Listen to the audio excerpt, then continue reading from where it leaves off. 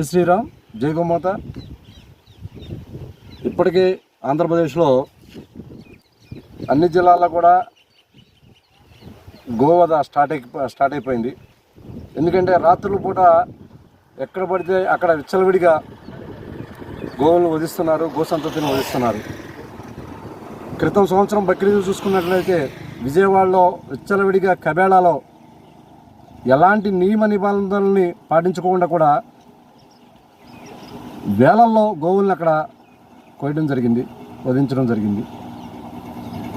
ఏదైతే గత సంవత్సరం పునరావృతం అయినటువంటి చర్యలు మీరు చూశారు, ఎంత గందరగోళం అయిందో లాస్ట్ ఇయర్. ఈ సంవత్సరం గౌరవ కలెక్టర్ గారు, ఎన్టీఆర్ డిస్ట్రిక్ట్ విజయవాడ నగరపాలక సంస్థ కమిషనర్ వారు ఇప్పటికీ మీరు తీసుకున్నటువంటి చర్యలు ఏమన్నా ఉన్నాయని